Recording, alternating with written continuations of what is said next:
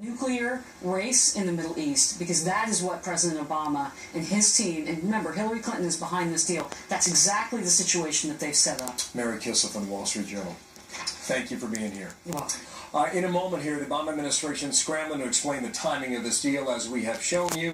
We will have more with former White House spokesman Ari Fleischer. He will be our guest in about 25 minutes.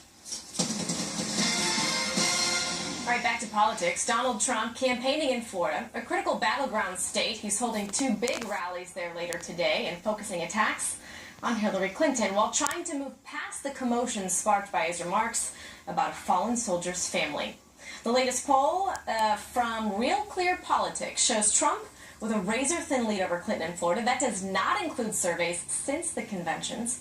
Trump, meanwhile, laying into the whole process. I want to tell you, I believe it's going to be just like Bernie Sanders. I said it was rigged.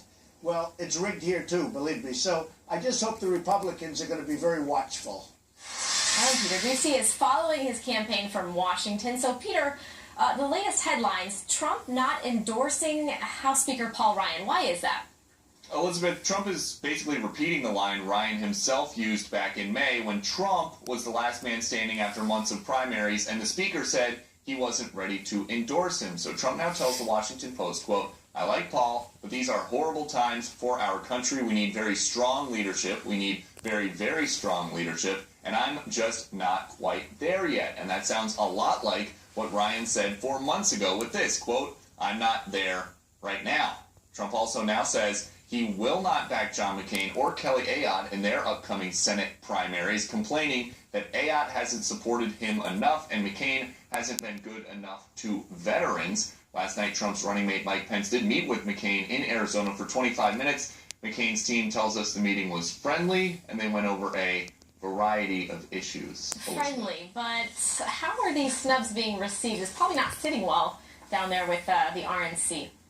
And I was just told this morning that they are frustrated at the RNC by all of this, but that contrary to some reports, there are no plans to figure out how to replace Trump on the ballot. However, rules do exist to put someone else on the ticket if Donald Trump was to drop out, and we have no reason to think that he's going to do that. There are also whispers today about troubles at Trump Tower within the ranks of campaign staffers, but the nominee this morning tweeted, quote, "There's great unity in my campaign, perhaps greater than ever before. I want to thank everyone for your tremendous support.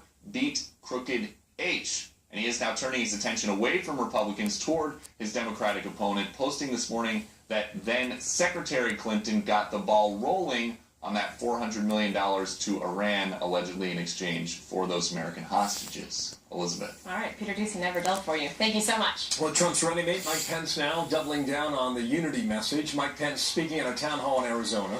That's a red state, been that way for about 20 years. Democrats claim it could go blue this year. We'll see about that in November. Pence explaining why he did not even hesitate to hop on board the Trump team. I got to tell you, I said yes in a heartbeat because you had nominated a man who never quits, who never backs down. He's a fighter, he's a winner, and up until very recently, it seems like he's been out there doing it all on his own, but now we are united, we are come together, and we're going to make Donald Trump the 45th president of the United States, and we will make America great again. Pence has turned out to be a pretty good messenger, also swiping back at President Obama's criticism of Trump, saying the president knows something about being unprepared. That from Arizona. 10 minutes past the hour now. President Obama taking some heat for these comments. This isn't a situation